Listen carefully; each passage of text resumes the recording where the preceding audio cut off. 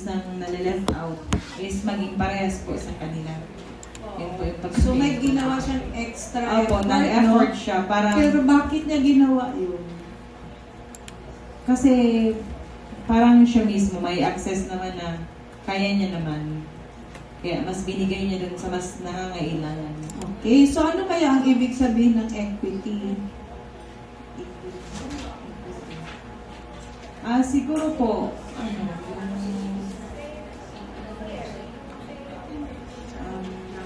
sapat na sa taong, dun sa mismong tao. Kaya, binigay mo sa... So, bali, ibig mo sabihin ng sapat, parang tinitignan mo yung need. Opo. At nare-respond mo yung need niya bago mo binigay yung pinaka-servisyo or dun Sa sa... mas nangangailangan po talaga. Okay, so dahil mas nangangailangan siya, Para equal na sila, parang parehas na po sila ng opportunity. ang goal ba dito ay ano? Anong goal nung scenario na yan? Ano yung goal? Ayun, ma'am, no? Lahat makakita. Pero at the start, ano pong nangyari, ma'am? Isang apakan, yung nakakakita lang yung matangkad, yung mga nakakalamang sa buhay. Doon sa pangalawa po, binigyan ng parang help yung pandak, mga ulano, para makakita. Hindi man lang iyak. Pandak at ulano, binigyan ng opportunity, sinuportahan ng mga tao at ng gobyerno para maging equal yung footing. So talagang ano, ma'am, in-apply agad sa gobyerno. Sige, Hello po, good afternoon again.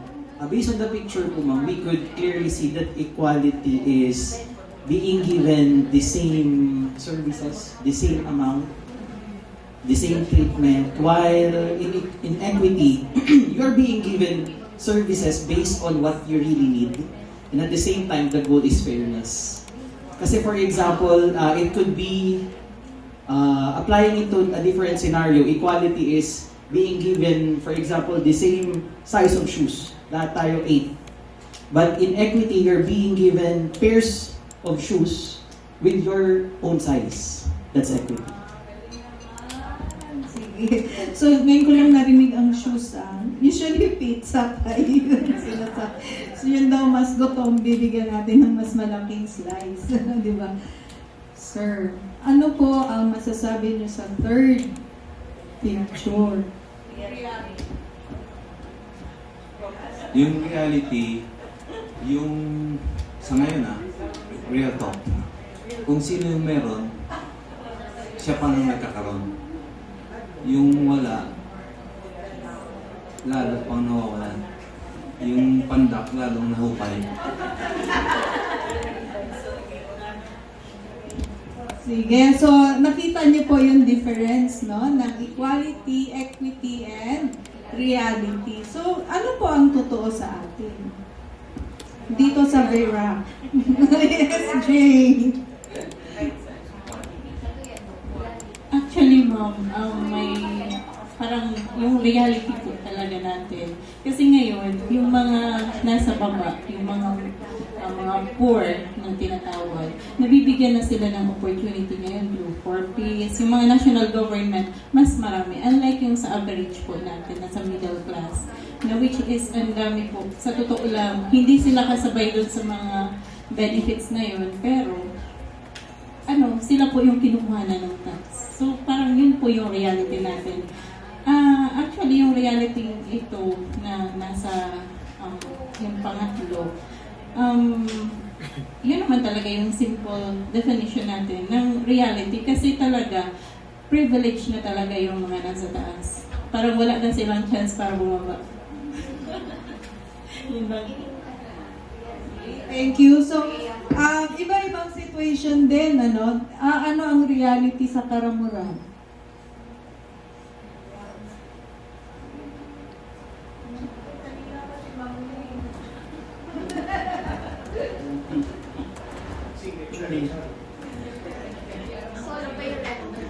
Nakarelate ulit.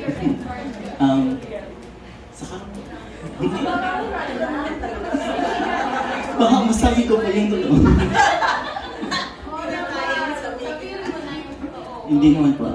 Same lang naman po yung sa iba po na na munisipyo na yun nga, kung sino po yung privilege, so sino po yung nasa yung may access po talaga behind po din sa mga services, mas madali din po nilang magagawan po ng paraan. Ano po, and yung nasa middle po, yun, same lang, andyan lang po siya, tapos parang kung ano lang po yung ibibigay or ano po yung ano, so tatanggapin na lang din po.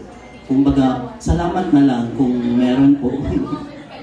And yung sa, yun po, yung mga wala naman po ma-access naman po. Parang AX lang yung naririnig. Pero wag lang tayo din mag-focus doon sa AX. Di ba marami po yung opportunities? Nakita niyo naman na yung goal ay na-achieve naman nung nasa gitna. Di ba? Okay. So, what is inequity? Ito yung nire-refer natin as unfair. Pero it's avoidable, no? Pwede nating magawa ng paraan yung differences na ito in opportunities, resources, and outcomes among individuals or groups. So, bakit siya nagkakaroon ng inequity? Kasi not everyone starts from the same place. Kanina, di ba, one line tayo, pero there are other factors na tinatawag din nating systemic barriers na nag-hold back ng iba. No? And yung iba naman may advantage, kaya sila nag-move. No? So, ano-ano ba ang mga ito? Meron tayong tinatawag na non-medical conditions na nagsishape ng ating health outcomes. So, katulad nung na-observe natin, kung saan tayo naroroon, ba yung lugar, GIDA ba siya? City ba siya? Or isla ba siya? No? Where we are born. Pero hindi lang yung physical na where we are born. Pwede rin yung pinanganak ka sa pamilya ng may business. Pero pinanganak naman yung iba sa pamilya na mahirap, no? Isang kahig, isang tuka, or no work, no pay. Di ba yung mga ganon? May difference yun. Kung saan tayo nag-aaral, may difference ba? At ano din ang natutunan natin sa buhay? Hindi lang yung formal education, pati yung informal education or yung sa ating culture. May difference ba? Depende sa work din natin? Yes. Yes. Anong difference? Ha? Sa sahod pa lang. Tama, no? Ano ba? Meron ding mga work-related na mga sakit, di ba? For example, kaya nagre-resulta ito sa condition natin. Halimbawa, ano ang sakit ng mga doktor? Ganun na ganun mga doktor. Anong tendency na makuha ng doktor ng mga sakit doktor? Usually nakakawa sa mga pasyente may masakit, mga infectious. Oo, tama yun, di ba? Ano naman ang sakit ng mga pulis? Meron ba? High risk sila sa... Oo, di ba? Or sa kakabilang ng pera. Pagdating po sa edad, ano naman po ang differences ng ating medical condition based sa edad? Kung mga senior citizen, ano naman po? Usual na problema nila. Mga masasakit na, mga balakang tuhod, hirap maglakad. Mentally po, ang mga senior ay bugnutin, depressed, diba, usually. Ano pa? Mahina din ang resistensya kasi overused and abused na yung katawan nila, di ba? How about the very young? vulnerable din sila. So, vulnerable din yung population na ito, no? And, how about gender? Meron bang effect ang gender doon sa medical conditions? Meron po ba? Does it matter kung lalaki or babae ka? Or LGBTQ ka? Yes? Bakit po, ma'am?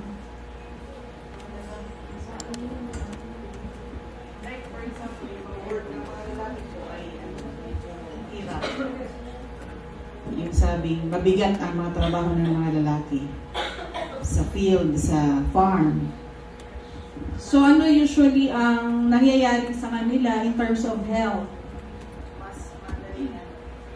Mas prone sa sakit. Sa pneumonia, mga ganyan, TB. Tapos, usually, may mga bisyo pa sila. Tapos, no? manginginom pa. Manginginom pa. Sigarilyo. Kanina, Babaero pa. sabi kanina, narinig ko, di ba, inaabuso pa sila. Oh. Tapos yung mga lalaki mostly yung health-seeking behavior nila is poor, meaning hindi sila pumupunta sa doctor to consult or nagtitiis lang sila kung ano nararamdaman nila compared to women, mas konti-konti lang or overthink na, hamutan sila. Kapansin ko ba ang women? Pero may tendency talaga na mas nag-aalaga ng sarili ang mga babae. Sige. Ay, gano'n! Takot po mamatay ang babae kaya inaalagaan ng sarili. Kasi may mga anak na mga umaasa.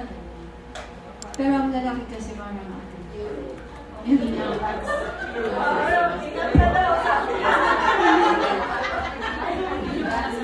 Sige po, ano pong gusto niyo sabihin, sir?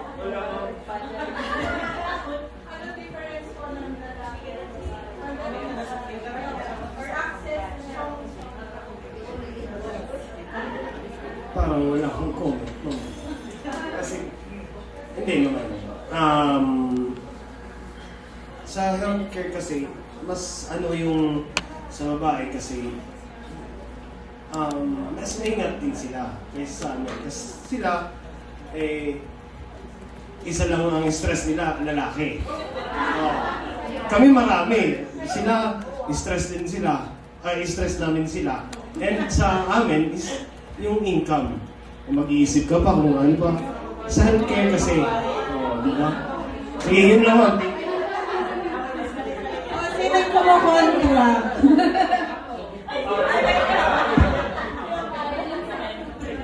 Kontra ako dyan, Doc.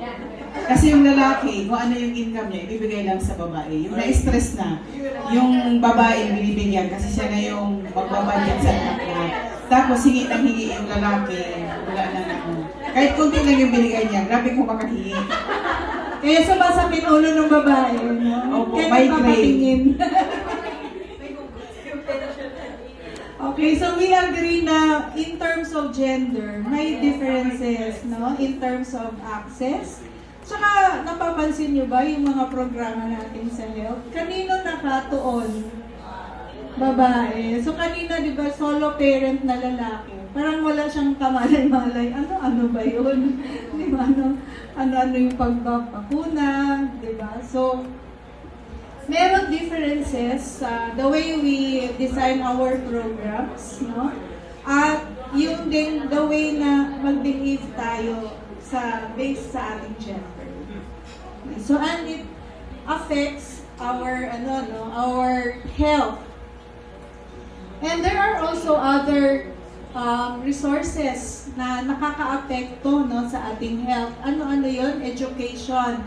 So, kanina sabi nung IP from GIDA, hindi pa siya marunong magbasa. So, paano pa nakaka-apekto yung education? Kunwari, nakaka-aral naman ng konti. Paano na-apektuhan yung health niya at saka ng family niya? Okay, maaaring iba ang interpretation kung konti lang ang kaalaman. Ano pa?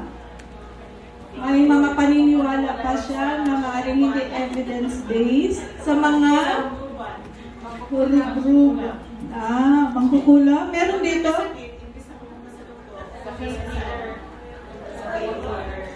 Traditional healer. Hindi naman yun magkumulang.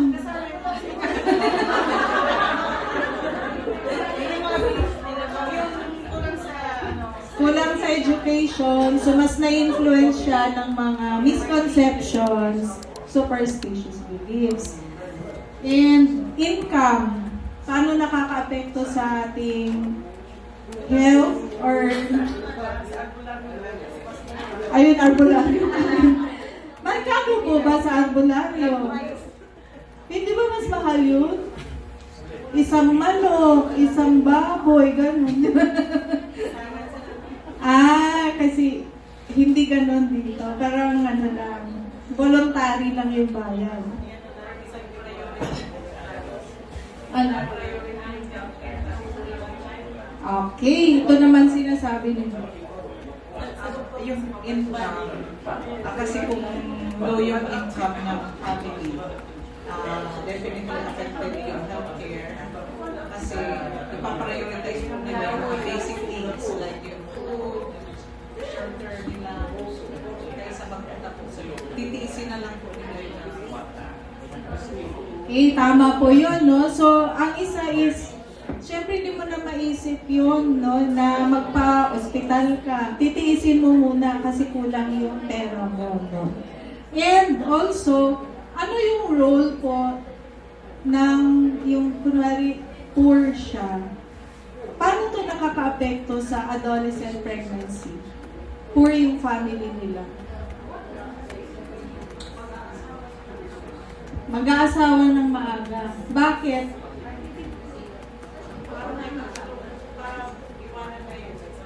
Oo, tama yun, no? Para, lalo na kung may trabaho yung partner na lalaki, no? Para may security siya pagdating sa finances at saka sa pagkain. At sa part naman ng mga magulang, pumapayag din sila na maagang tama, no? So, ganun. And then, nabanggit din nyo kanina, yung healthcare mismo natin would affect yung ating health. Kasi kung ano yung ino-offer natin, hanggang doon din lang yung na-access ng ating mga constituents. So, halimbawa po, kapag ikaw ay farmer, whole day kang nagtatrabaho sa bundok or sa bukid, pagdating ng 5 p.m., sarado na po ang RHU. So, titiisin mo lang ulit. No?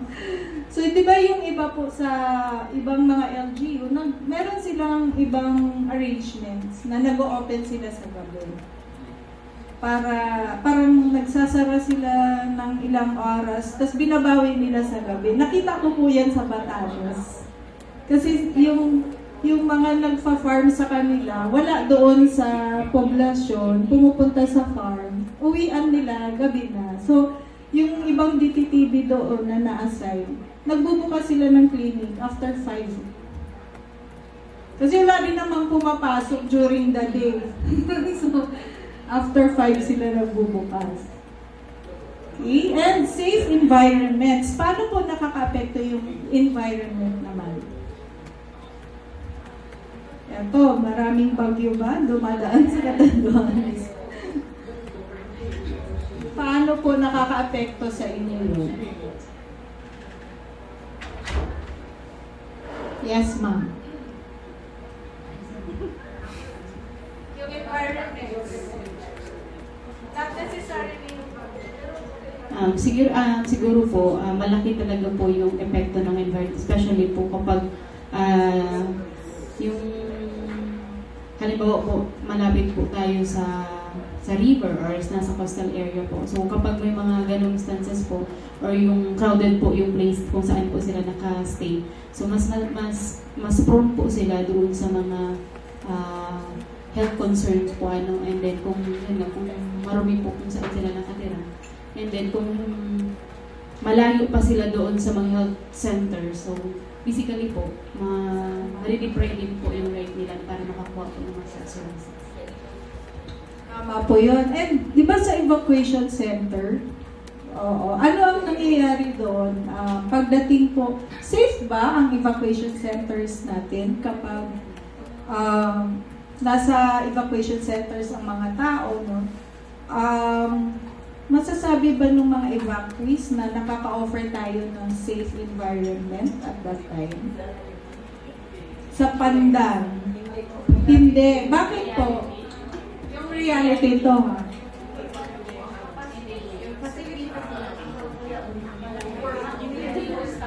Actually, lahat naman siguro kasi karamihang mga evacuation centers ngayon hindi pa siya standardized.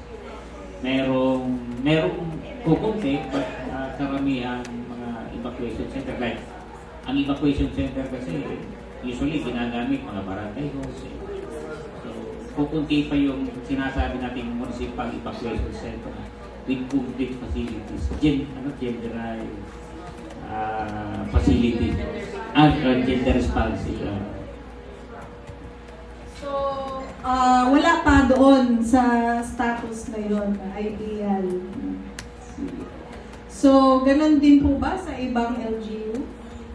Ganon din, nasa process pa tayo ng pag-aayos ng ating evacuation center para ito ay matawag na safe kahit na nasa disaster tayo. Okay, so ito pong iniquities ay isang complex challenge, no? Nakikita po natin dito na kung ito yung tao at yan yung health niya, ang healthcare ay nagko-contribute ng 20% of his health, no?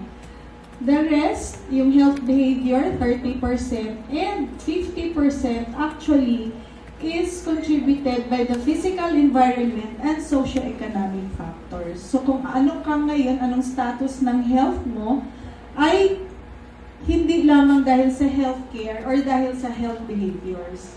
It's also made up of factors from our physical environment and socio-economic factors. Sabi nga natin, di ba, yung ating education, yung ating work, yung ating family support, yung ating income, nakaka-apekto yan sa atin. So, hindi lang isang factor. It is caused by multiple interconnected factors, no? And it's driven by social, economic, and structural conditions. Kaya ba natin i-address yung mga yan? Usually, systemic, nandyan na, matagal na, long-standing.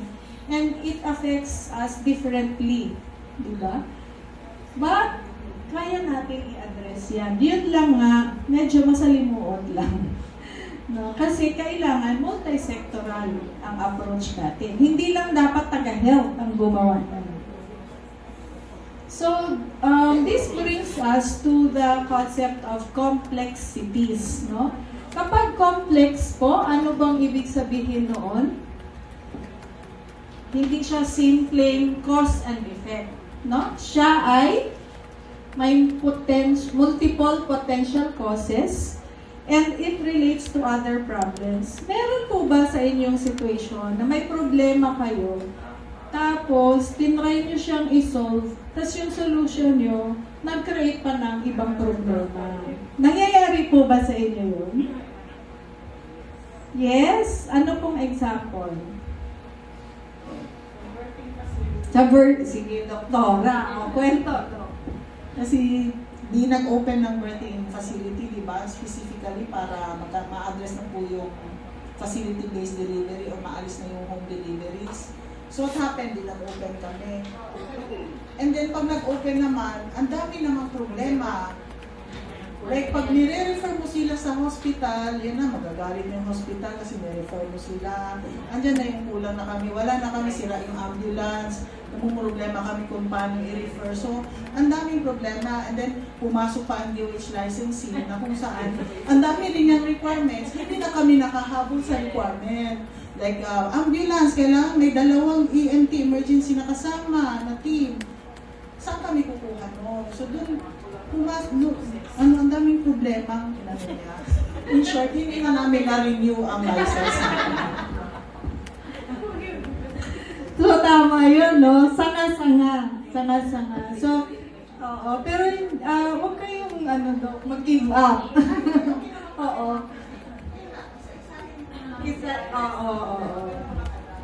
Medyo matagal. At saka marami ka dapat katulong, doktor. Hindi mo kayang mag-isa kasi complex talaga siya, no? Hindi mo na malaman ang punot dulo. Talagang interconnected at sanga-sanga. Tapos, ito ay may kasamang mga tao. Tama po ba? Dahil dyan, iba-ibang perspective. Bakit?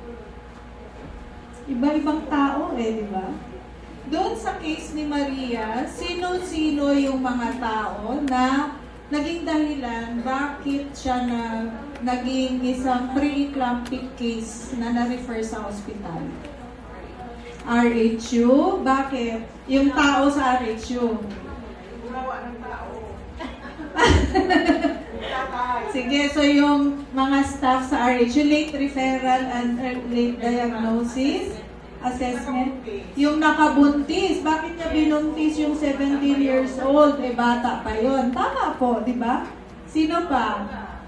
Mga magulang, siya mismo, bakit siya pumayag sa relasyon na gano'n, no? At nabuntis din siya. Sino pa?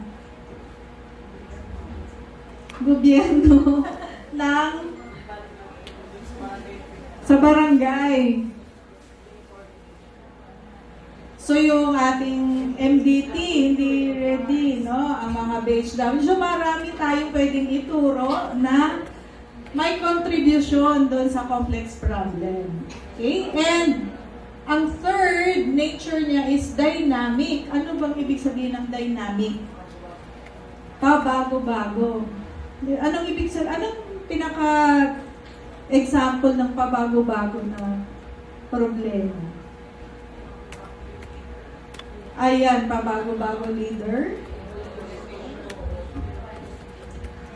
Iba yung priorities. Pero naalala niyo ang COVID? Anong nangyari sa kanya? Pabago-bago siya. Di ba? Yung mismong nature ng problem, nagbago-bago dahil nag-iiba yung yung virus, di ba? Siya ay nagbabago din. So, di ba, yung may narinig ako kwento sa Samar, yung frustration po ng mga barangay tanod. Ito yung yung binabantayan nila yung mga kabataan na gumagawa ng mga tambayan.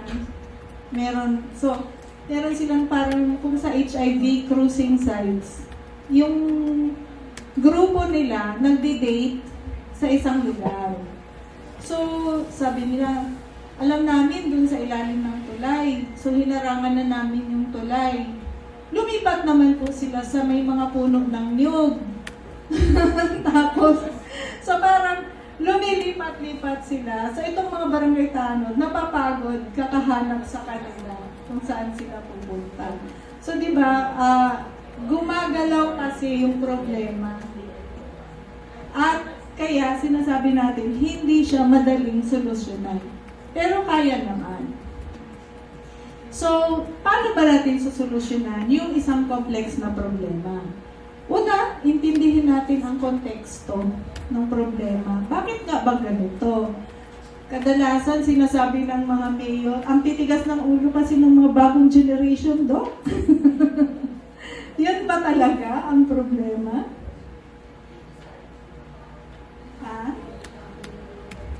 So, kung konteksto, no, maaaring the family, values, so maaaring iba-ibang factors yan, no? At ang konteksto sa Samar ay iba sa konteksto dito sa Catanduanes. Di po ba? Sunod, titignan natin yung mga taong kasama dyan. So, kung ang kaso natin ay GBV, natural, no? Titignan natin ang other people involved and aside from yung people involved. Bakit nga ba may kultura na gano'n? Dati naka-witness ako ng nag-aaway ng mag-asawa. Parang, naaawa ako dun sa babae pero natatakot din ako. Baka ako naman ang mabugbog pag umawat ako, di ba? So, klaro ba yung ating mga processes, no? Kapag may nakita tayo na-witness tayo ng GBV na nangyayari talaga. So, at saka yung mga taong yon, ano naman reaction nila kapag nag-intervene tayo?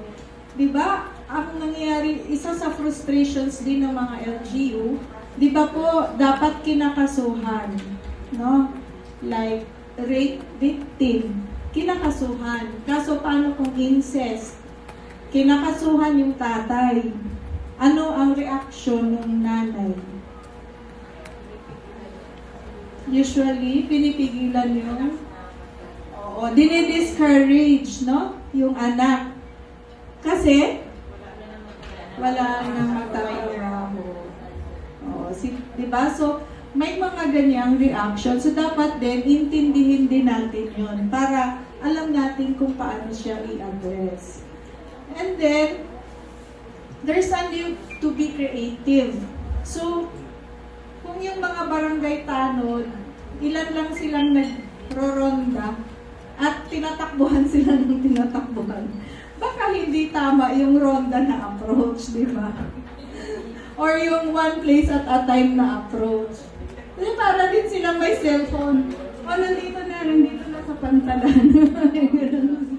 Lipat na kayo. So, dapat creative para alam nila yung tamang solusyon. And then, dapat tayo bilang leader, i-lead din natin yung ating sarili. Tama ba yun? Pwede ba natin i-lead ang ating sarili? Sa paanong paraan po? Ikaw na nga yun eh. Need mo pa bang i-lead yung sarili mo?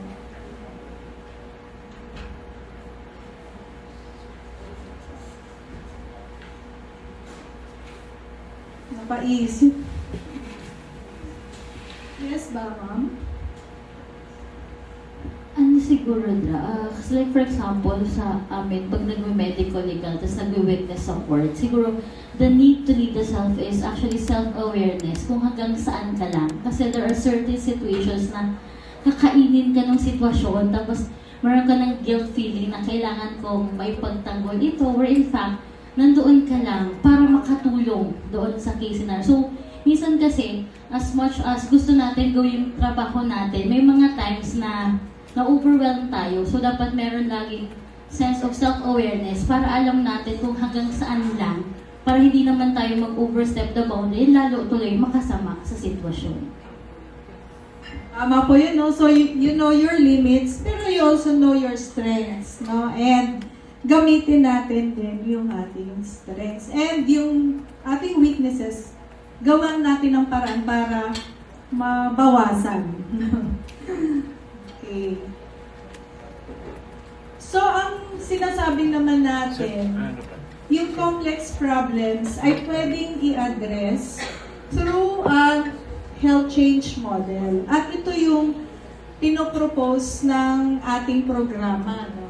Yung sa Zwillig Family Foundation, ito yung health change model na in-introduce namin way back pa in 2008.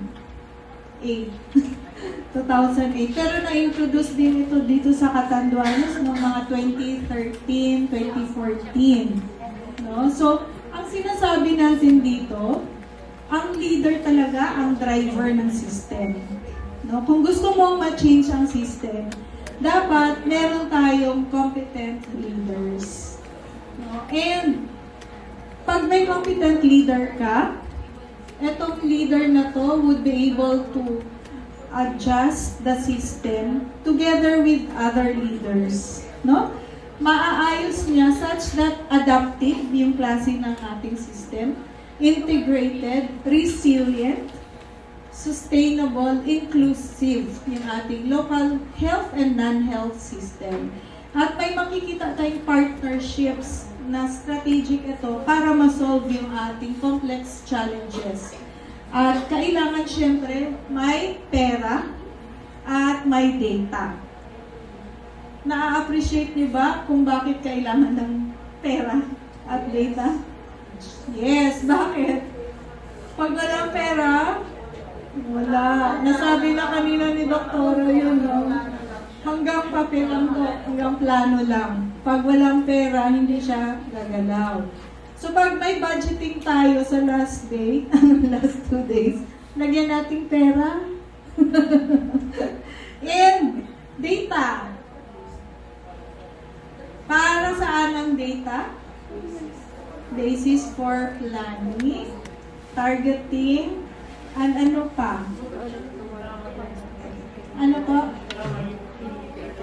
Kung magsusukat siya kung tama yung ating intervention. Kasi mako-compare natin yung baseline natin at saka yung kung saan na tayo nakarating.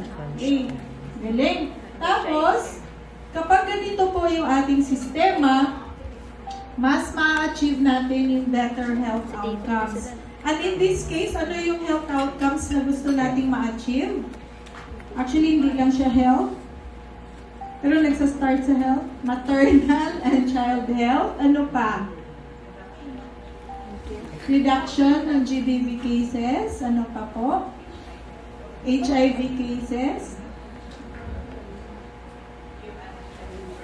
Yung sa ating teenage pregnancies. Galing ni Mama. Ano pa?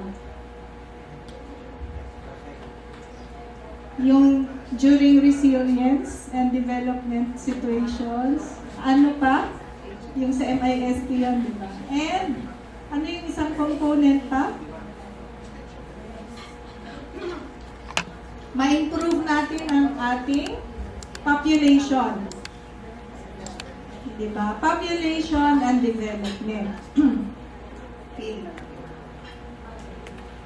So, anong klaseng leadership ba ang tinuturo natin dito? Ang tinuturo natin ay bridging leadership. So, nasa pre-test ba to? Ownership, co-ownership, and co-creation. Tugma ang mga sagot?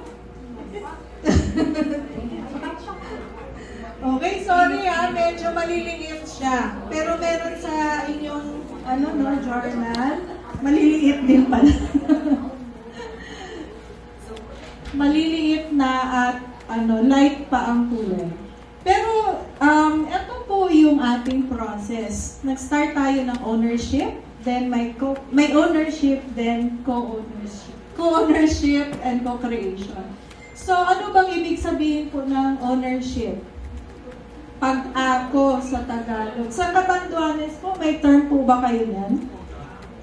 Ha? Pag-ako din. So, dito sa pag-ako, ano po ang start niya? Pagkilala sa sarili, no? Kailangan, alam mo, sabi nga kanina, yung weaknesses mo at saka yung strengths mo, yung values mo din, no? Para sa self-leadership. And, ang susunod is awareness of what's going on, yung situation. Siyempre, wala kang i-own kung hindi mo alam, di ba? Ang nangyayari. So, aralin din natin anong nangyayari sa sistema natin at sa ating kapaligiran. Yung nakakatuwa, no, doon sa work namin sa Samar at saka Southern Leyte, nag-train din kami ng mga barangay captain, tapos mga SK chair, at nagugulat sila, ay, meron pala kaming cases na ganyan. Kasi hindi nila alam na meron palang problema sa kanilang community.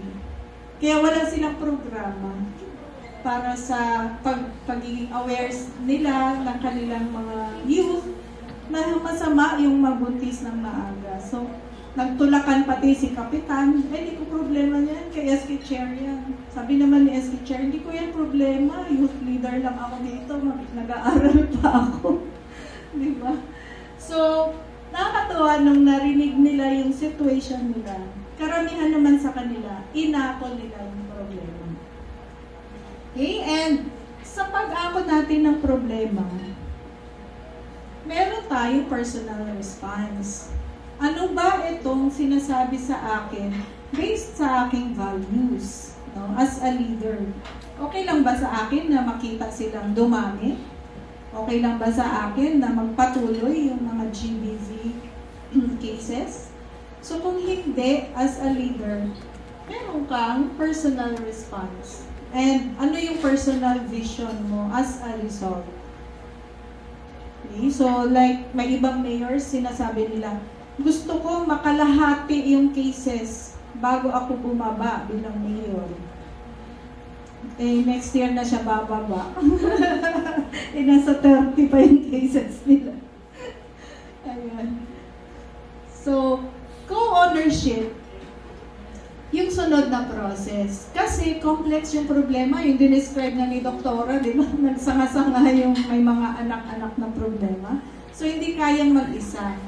Kaya, kailangan mong magpatulong sa ibang mga tao na may ganun din na pag-ako sa problema. At dapat isama mo dito yung source ng nag-umpisa, yung affected talaga. So kung mga teenage pregnancy yan, isama natin yung mga teenager na yan sa ating pag-formulate ng solusyon.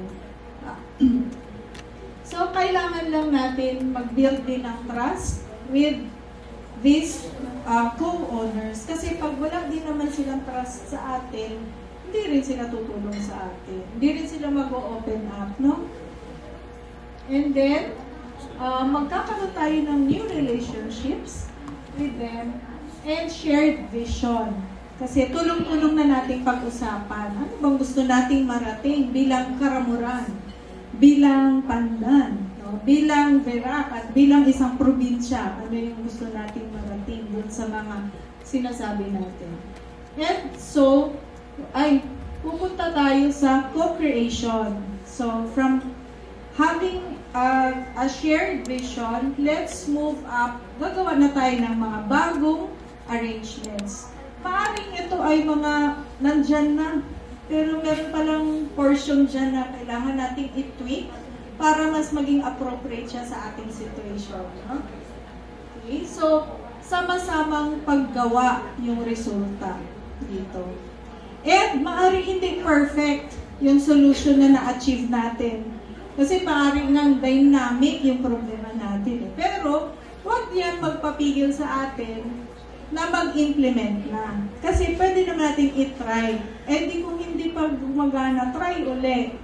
Assess, then try, and then redesign.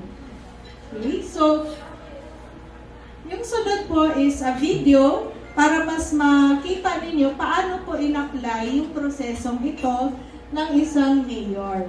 Okay po, panoorin po natin. Let's look at how Mayor Belman Mantos of San Pablo, Zamboanga del Sur gained on